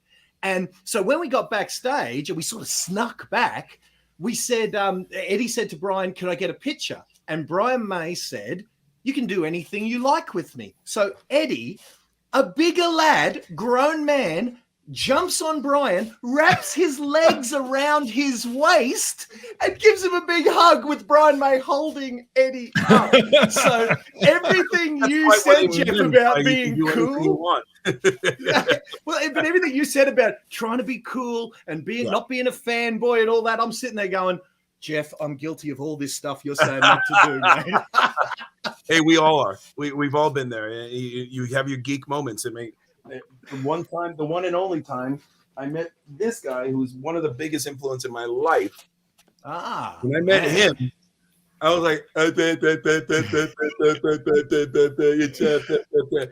he's like, comes up to here to me. He's short. So wait a second. How did you meet Prince? How did this happen? Kind of the same story as he was just saying. We snuck into a show that was one of his. It was in '88. It was on the Love Sexy tour, and he played at I believe it was the Forum, or it was one of the big arenas. And then afterwards, in LA, there was a place called what was it called back then? I think it's called the Avalon now. I forgot. It was a place in Hollywood, and there was an after show gig. We got wind of it, and we just thought, there's no way he's gonna be playing there. It's too small. But he always did these after show gigs where he would play till like 4 o'clock in the morning. We found out we could not get in. It was invite only. Me and my buddy, we were looking for any angle. Hey, can we use your pass? No, it's wristbands. You can't take them off. And finally, my buddy shouts from the other side of the venue. He goes, Jeff, come on now. I'm like, what's going on? I ran up and I met up with him. He found an open, like a fire door or something like that. It was one of these side doors, and it was cracked open. Or somebody came out and he put his foot in there, and he's, come on, and he went in there. So we got to see the tail end. I think it was Prince was singing "Just My Imagination." It wasn't any Prince songs. It was like he was going into the full soul gamut. He was doing like Al Green songs. He was doing Temptations, all that kind of stuff.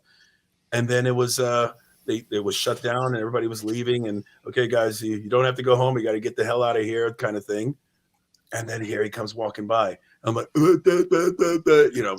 Wow. Of course, I was an idiot. And it was 88. It was 3 years into my Yngwie years, so I was still an idiot. Maybe Prince was an Yngwie fan. You don't know. Oh yeah, very unlikely. You know, you never know because you of the never Foo know. Fighters thing. I don't know if you ever heard the Dave Grohl story where Prince came and jammed with the Foo Fighters, and he actually did on. I think when he did the halftime show, the Super Bowl halftime show, I think he did a little piece of Foo Fighter song. The best of it. I think he did. I think he did. Yeah. Yeah. So he liked rock. I've heard the stories from was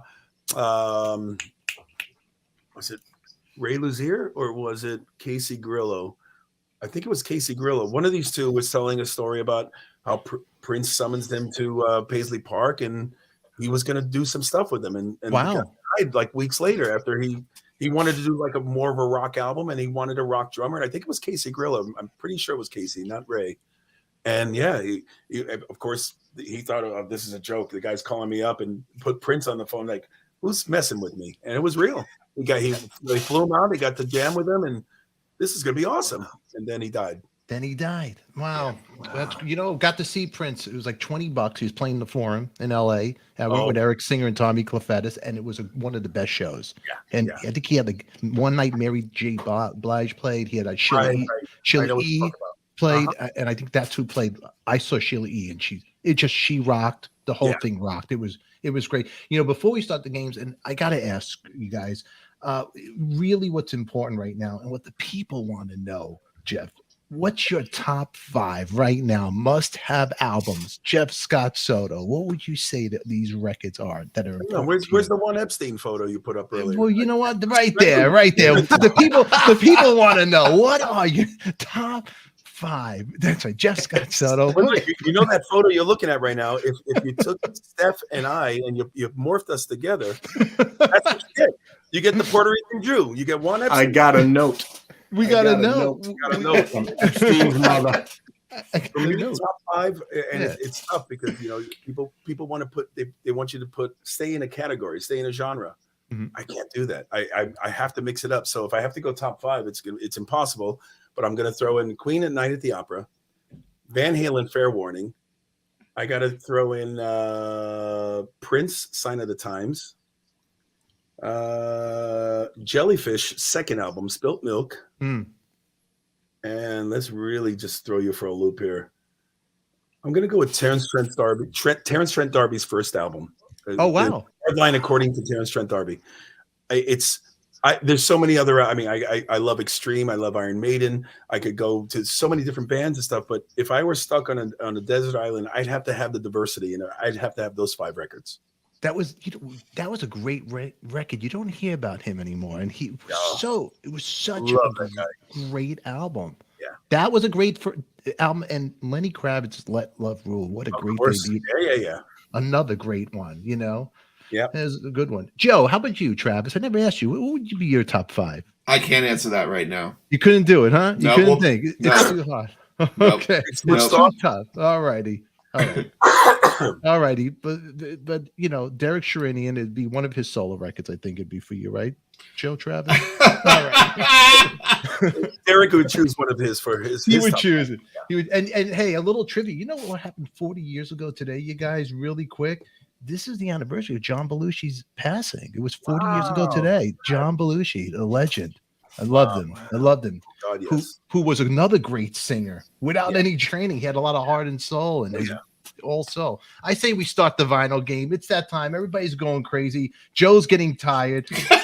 You know, we got to get this going. Joe, drink some coffee. Fix I'm your already. wig, It's Joe. already done. It's gone. It's Let's gone. Joe, everybody, I want you girls at home, do whatever. Wet your t-shirts for Joe. Get crazy. Get him All right, we're gonna have a good time, Joe. Don't worry. It's gonna be okay.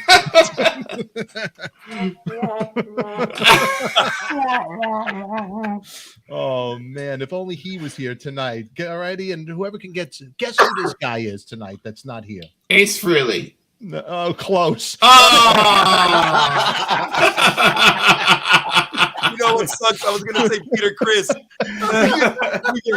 Well, you know what's going on with Peter Chris. Rumor has it he's renting Eric's old place out. That's what I heard. Yeah. Peter, our condolences. Yeah. Okay, everybody. Those kids brothers, they got to stick together. Gotta stick together. All right, I think it's time. We're gonna do round one. You guys, it's arena rock theme. Everybody at home, please subscribe. If it's your first time here, enjoy it. I'm glad you're here. This was a rare one to have Jeff Scott Soto over here for the interview. Usually I do them separate, but tonight I wanted to bring the love here. I think we could use it right now. Links are down below. Check his music out. The games are starting right now. Round one, and Glenn Twiddle, I believe you are going to be the first one coming up. But as everybody votes, let me get over here to my system. I'm the producer over here. This is how you all vote. If you like what Glenn Twiddle is doing, well, exclamation vote and space bar A. Always you got to space it between the vote and the letter. And the same goes for Eric. If you like his thing, that's it. The same thing. Space it. A for Glenn, B for Eric. That's how it's going to rock and roll. It is arena rock, and round one is coming up right now. Are you boys ready? I'm ready. I hope Naomi's on to give me my one vote. All right. Pictures look a little similar. Don't worry about it. It's round one. Round one's I hope I up. accidentally get some of your votes, Eric. You got it. All right, let's go. Come on. All right, come on. Round one. Let's do this. The best 2 out of 3 win. All right, what do you got? All right. So am I going first, am I? Yes, you are, my friend. All righty. So I only quickly had a look at the format, and then I realized, this is like show your albums and stuff. So here's the damning admission that I refused to tell Stefan until I got on. My entire vinyl collection is over East, and I'm over West. So I had to spend all last night printing. Oh, come on. I'm in trouble. So anyway, Queen is my first album. Now, here's another thing. Now, Jeff, remember before? Oh no, Jeff was sitting there saying, this is the first rule that Okay. Jeff said is a great rule that I broke. So 2 of my favorite Queen pieces of vinyl. This is a printout piece of paper. Wait, hold on. You have no record? I have one record. I have one record. You got here. one record. Hold on. One record I got here. a professional here. What kind of? I know. What the hell's I know. going on here? That's what I'm saying, brother. All of my vinyl is in my collection over East because have you guys not heard? Australia is in crisis. We can't travel between borders. And The dog states. ate my homework guy is here I tonight, know. everybody. I know, Okay, that's exactly right. All right, so show us what do you, Joe I'm a Travis, what do we do on this one? I'm a loss for words with this right now. Are you a lost? The guy couldn't even go to like a Target. There's not like I'm anything. going to go to a Target and buy these pieces of vinyl. Are you with me? This is a picture disc. This is the thing that Jeff was saying don't do, right? So these are see that shape? You're upset, right? You're upset. Oh my God. Joe, are you oh my mad at me? God. Okay, do we start with my one where I've got the one piece of vinyl? Do we start with that one? Help him No, out, we got to Joe. start with Queen. We got to start with Queen. Do we just rule against Glenn? We just rule against him. All right. Well, the audience is going to vote who they like. So all right, show us what you got really quick. Well, I'm telling you, I had to choose out of my entire Queen fandom. So when Jeff was talking about Journey and Loverboy, he's talking about me with Queen. I love them, every album. So I'm sitting there going, okay, my rarest vinyl are probably these 2 pieces. They were picture disc singles with weird shapes and weird colors. And so according to what Jeff said, these have never been played. But if these ever were played, according to what Jeff was saying, they'd play like shit. So my you upset Andrew favorite... Keats over here. All right. You know what, Chick? I'm sorry, Chick. Look at Tara. Tara's laughing. All right. So what's the record you got there? What do you got? Well, what kind of? Oh no, I haven't even got one Queen album. My one record. Do you have is any she told me record? to Do you have get any 3 record in yeah. front of you? Okay, I got one, but it's from one of my other entries. What One of do you- my other what do you entries. have? The Hold only on. vinyl I've got here That's what you is got. from one of my other entries. It's What is a it? framed Billy Joel. Break thing. it open. Show us the vinyl. Calm down. Don't break it open. What are you doing? Listen. So this is the one piece of vinyl I have here. It's from the third time I met Billy Joel. Because remember before we were saying about how I'm a fanboy. I'm a tragic. So when I met Billy, he signed my Leningrad piece of that's vinyl. nice. But there's just, I mean, it's a memento from. Let's love play Billy. Name That Book. What books you got behind you, baby? Yeah, I got plenty of paper and ink. I got plenty of paper and ink. Oh my God. Okay, so I'm what in trouble with the Dika. God No, you're not damn in it. trouble. You're not in trouble. Joe Travis, maybe. But what I would say Joe, is my Joe, favorite say album- something, Joe. Say I something. have to say, oh, go Joe. Come on, give the Aussie some shit. Tell Steve I about this. No backstage pass for him. All right. So okay. So what's the record you got in that frame? Is there So- a record in there? Yeah, well, the one Yeah, I yeah, showed, the 45 in there. it was the 45 for Leningrad from again my third pick on the Stadium Rockers, just because of the sheer amount of times I saw him at legendarily big venues. Is Billy Joel, and so I missed that. Are you guys giving shit to? No. Someone wrote I'll get you. Leningrad. What timing? Yeah. Well, remember he did that big tour, the Coept tour, over in Russia. And yeah, I know, Steph. So that's all you got is that Billy Joel. What's that mean to you? Tell the audience. Sell from the audience.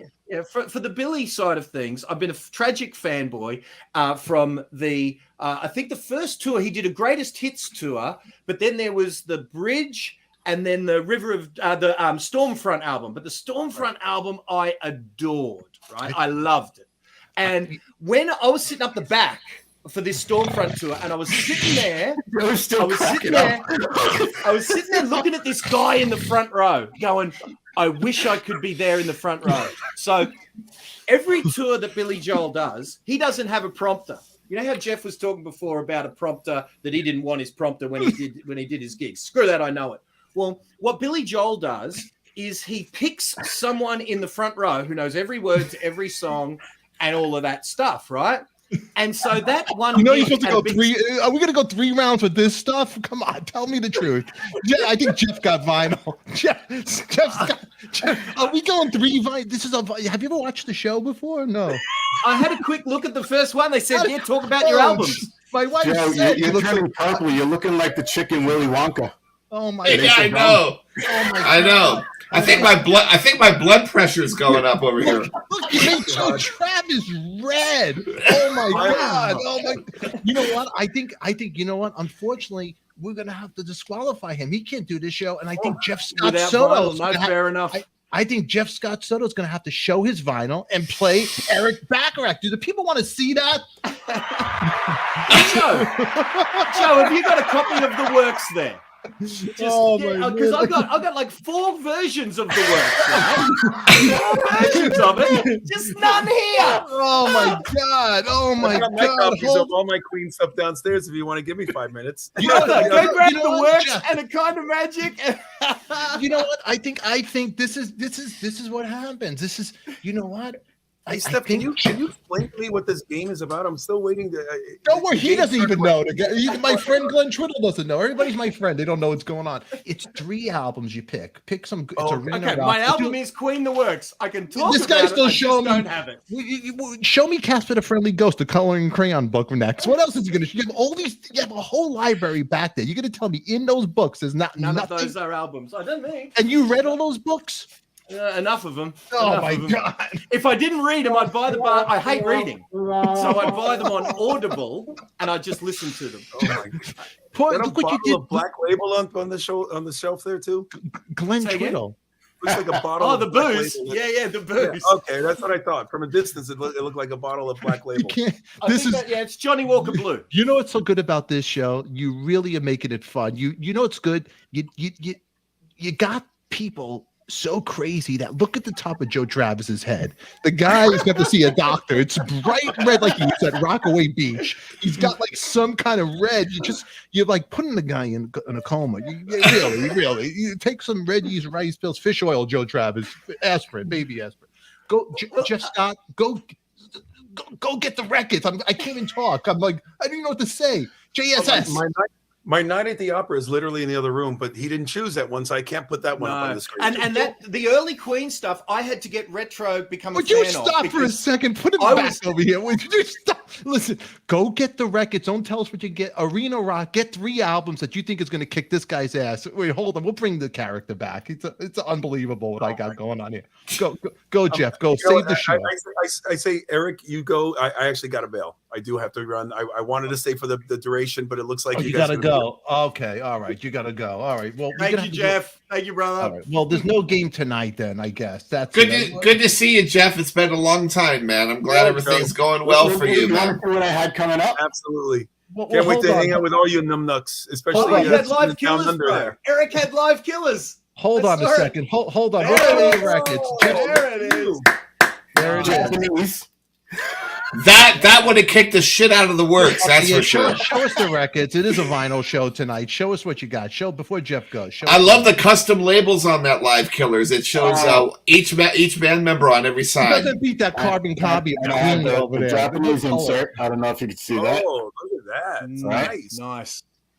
Is that original copy, like from back in the day, or is that a reissue? This is an OG. This is a 1979 Japanese. Wow, you thought you wait. Jeff Scott Soto, you thought you had something to beat that? Oh, I got stuff. The only thing that could beat that, is if Jeff went and got an OG pressing of Night at the Opera from '75. You got stuff. Wait a second. Don't show anything. Eric, don't show anything yet. You think you could beat that record? I have.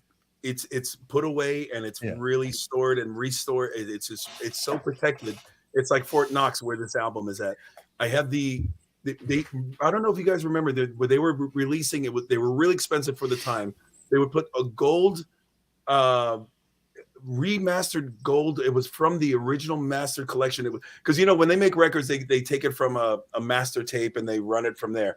This was actually made from the original master. I forgot why or what it was about these that was so much better than everything else. Is it a Mobile Fidelity Sound Lab? Yes. Yeah, MFSL. Yeah. Exactly. Right. I bought one of these Jackass because I'm never going to play it.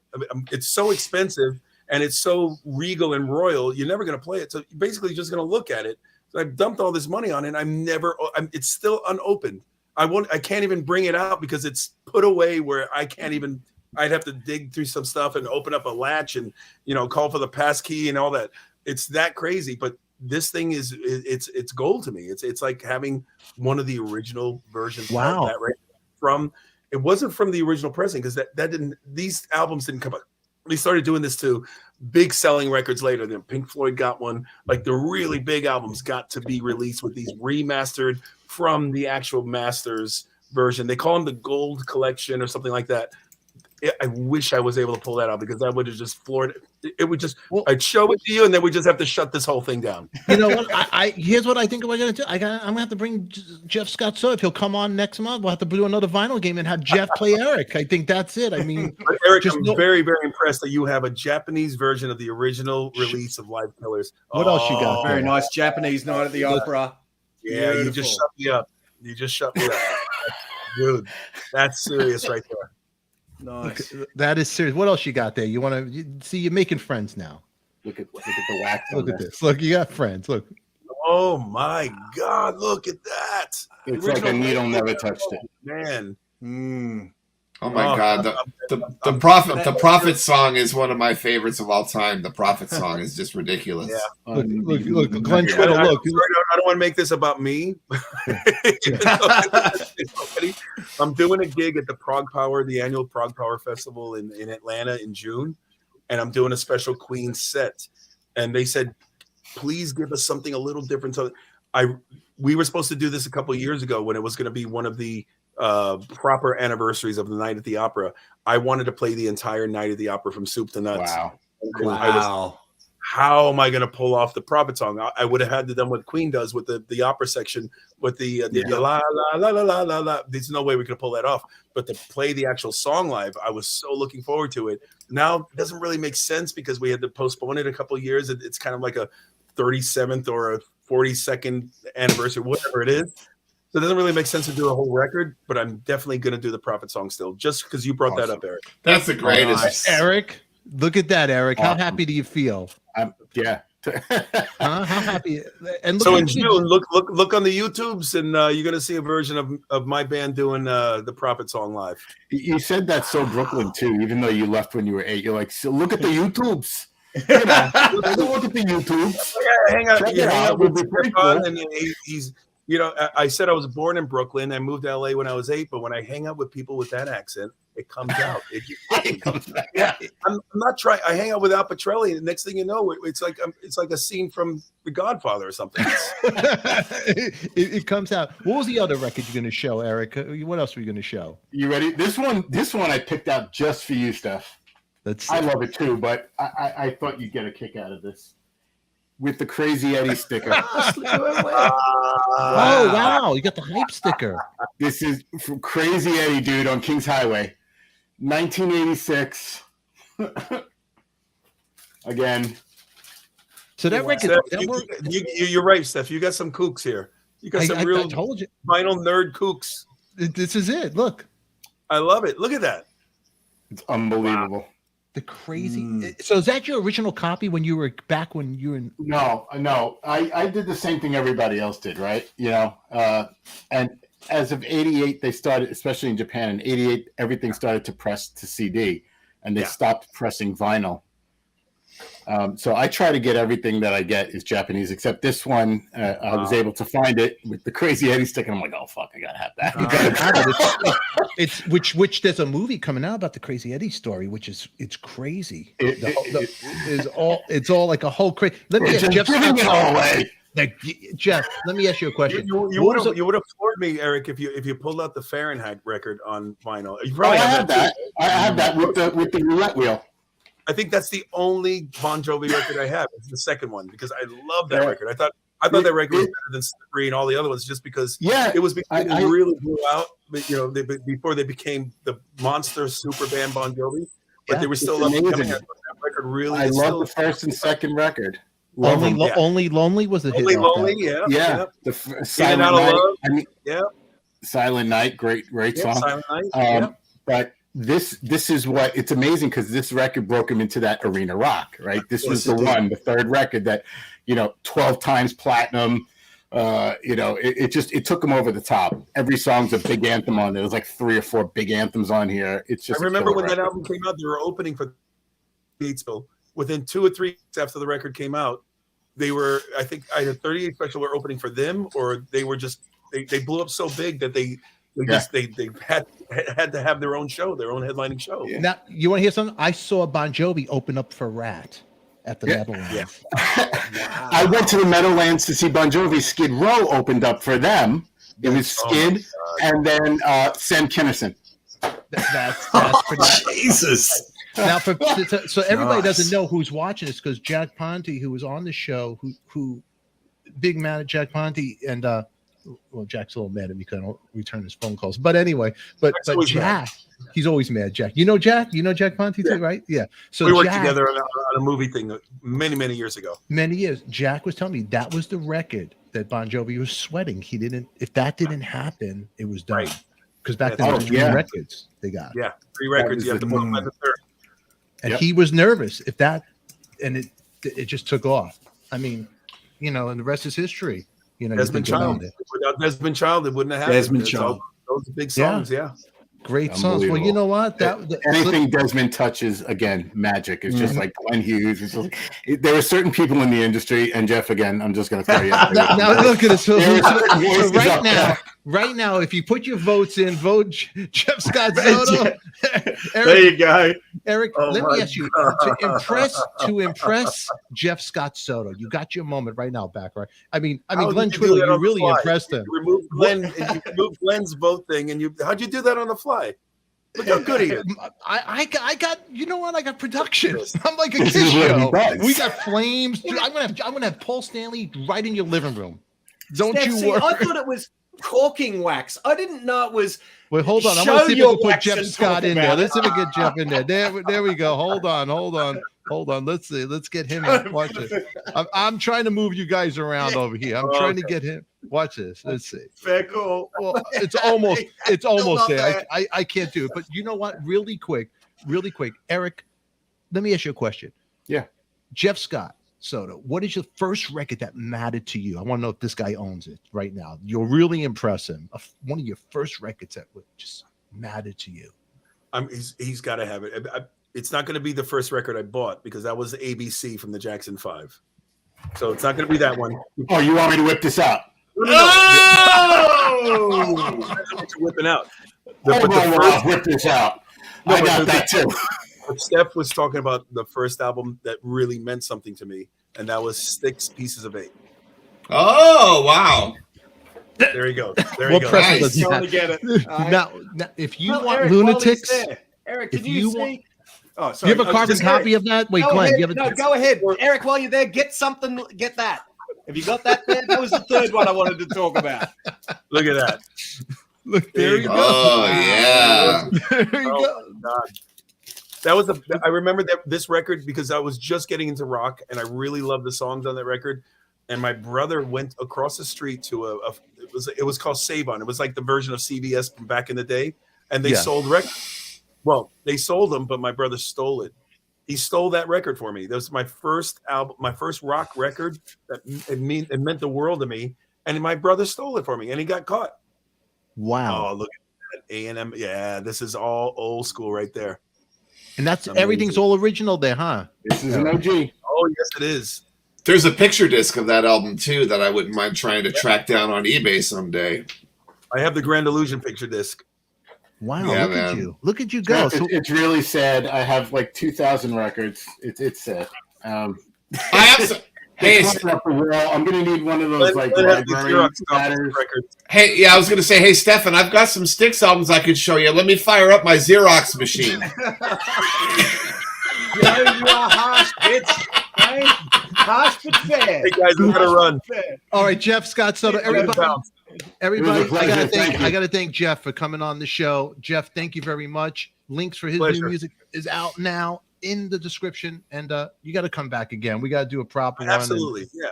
You know You what? know- I want to do something. I want to, now that we can actually be together again, maybe we could do something together, like in person together someday. I you would know? love to. I would love to, man. You know what? Really, We can it's always spit a on each pleasure. other while we're laughing, so it's great. Really, thank you, man, for coming out here, man. And Thanks for having me. Great yeah. to meet you guys, Joe. Thank Great you. to see you again. Good to see you, Jeff. Jeff, You All right, ruined guys. picture disc for me, Jeff. yeah, we'll see you later. All right, my friend. I'll let you out of here, Jeff. All right. Jeff Scott Soto, everybody. What a good There man, he eh? is, the Good man. luck. Get his music. It is out now. That's right. And link it down below in our description over here. And that's his new record right there. I'll pop it up for you guys. Jeff Scott Soto, Complicated, out now. He was fun to have. Thank God I called him and would have been no show. That was right? cool. Boltmeister. We could have talked wax, gents. We could have talked wax. Oh, stop. All right, everybody. Well, you know what? Eric, have you got a copy of Tommy by the Who there? Because that was the other one I wanted to have a yarn about. I have that too.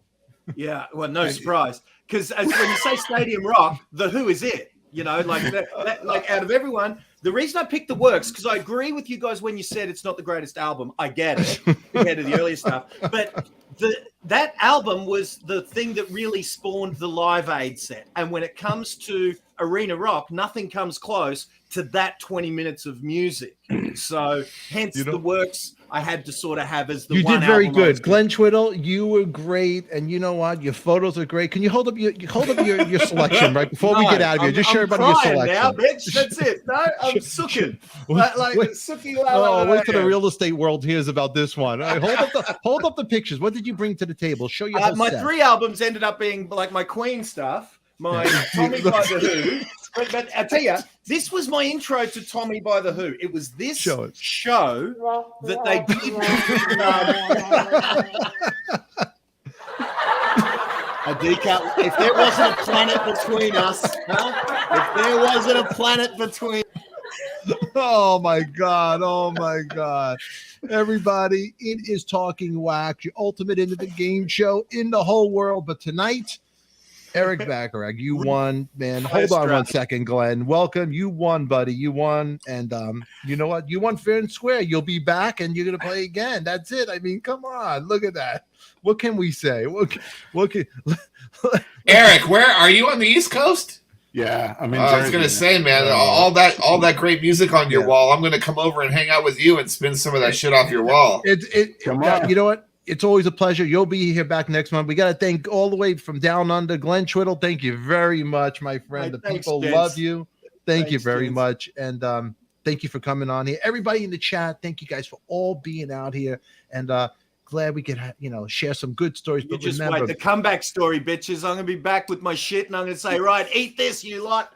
I just got to get back to my collection. you better get back to the collection. But in the meantime, one thing I am going to ask for everybody right now, please, down below, what's going on right now? There's people, they need food, they need water, shelter, medical aid, and you can help. So please go to the link down below right here. Go on that link. Help whatever you can. Every little helps, and every little bit helps. And our prayers and thoughts go to everybody's family out there.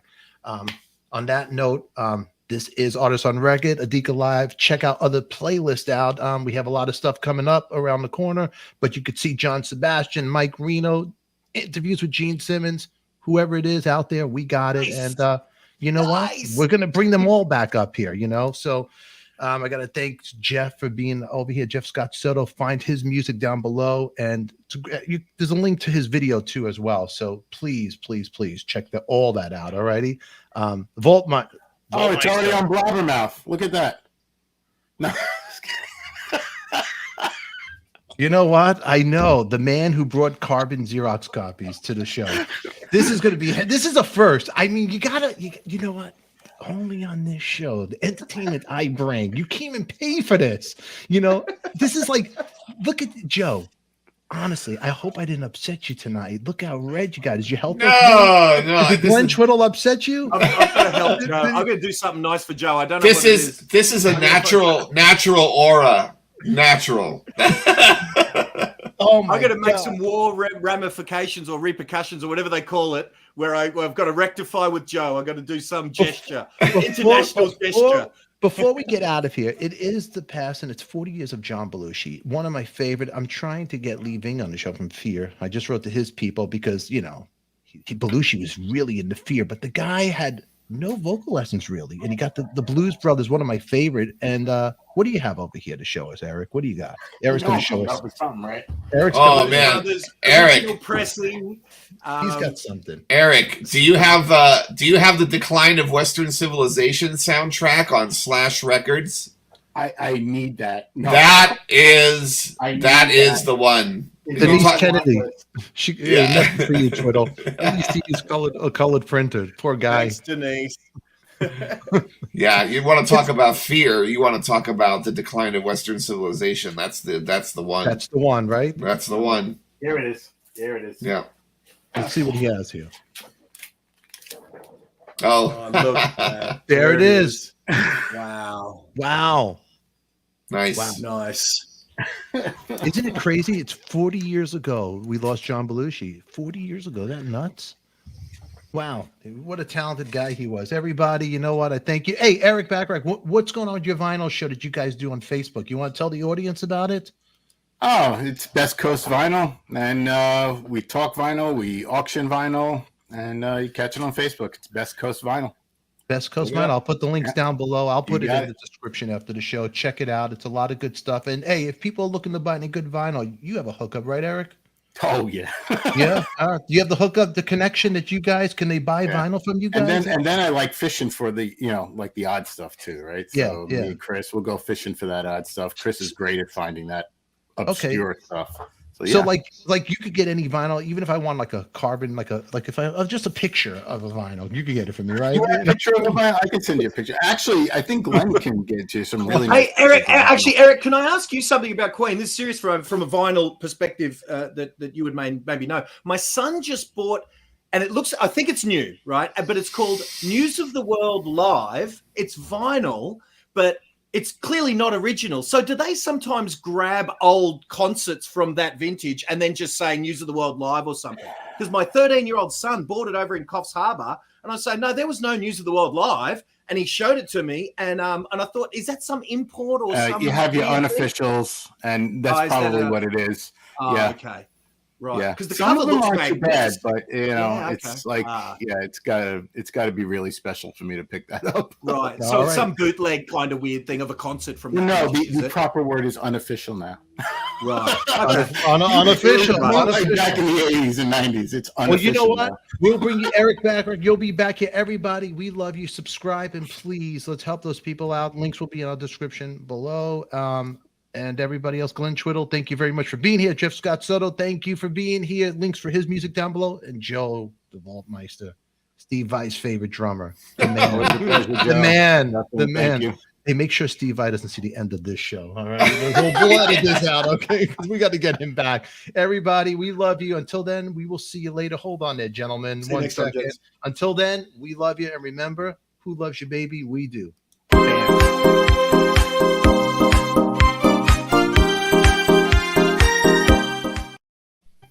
You guys are still here? Get out of here, you crazy Funny kids. bastard. Make sure you click on that box right there for other great episodes. We'll see you then. All righty. Mwah.